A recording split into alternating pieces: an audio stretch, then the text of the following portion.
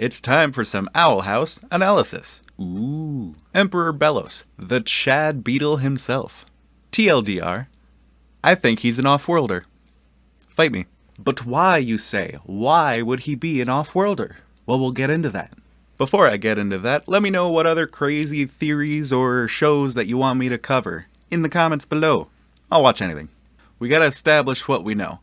So, let's go over this book from the Season 1 finale. Before he ascended to the throne, Emperor Belos gained prominence as a crusader for unity during the Savage Ages. He believes that chaos comes from wild magic and seeks to bring peace by controlling such magic in his coven system. He rules by fear and an iron fist, and his past remains largely unknown. Nevertheless, the Savage Ages caused such a devastation that many people have proved willing to follow him. First, we have what is being called the Savage Ages, which was some amount of time before Belos' ascension to the throne. The implication here being that the end result of the Savage Ages came about as a result of his crusade for unity. Whether the end of the age actually allowed him to take the throne, or if the end of the age is defined as his taking the throne, is a bit unclear. I'm inclined to think the latter. And the main reason I think that is being the very clear religious belief structure surrounding Belos. He has people believing that he is the most powerful witch, that he alone has the right to use all forms of magic, that he is channeling the will of the Titan. He is considered a crusader and has labeled wild magic as wrong. It's not far-fetched to believe that the pre-Emperor era was labeled the Savage Ages as propaganda. Especially considering that keeping a negative mental image of the age is openly proclaimed to be the main reason for his perpetual leadership. Aside from all that shit, just look at this picture. It just screams religious imagery. Like, it is just straight up the sun and the zodiac behind the head of the prophet, one of the most popular tropes in, like, all religious lore. Like, I'm not sure if they could be more heavy-handed with the religious comparisons. So he claims to be the spokesman for the Titan, right? But considering that at the end of the finale, he specifically is changing his plans, not because the Titan told him to, but because of Luce's actions, it is safe to say that, at least on some level, he is full of shit. In general, his past remains mysterious, but that probably, to me, means one of four things. 1. Record keeping was shit. So obviously information on Belos and his history prior to his crusades would be rather scarce. 2. Belos is an alias. He was already an existing figure in this world, a figure who did not want his identity known. 3.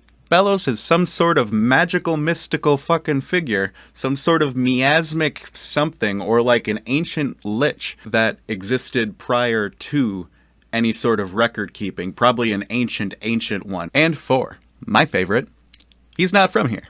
He's not from the Isles. He's not from anywhere near the Isles. He's from a different world.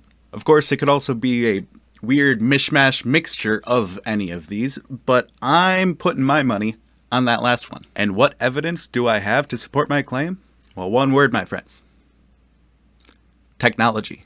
In the entirety of the world of the Owl House, magic is front and center, mimicking things that we all enjoy, such as phones, television, alarms, whereas everything else is on the level of the Middle Ages.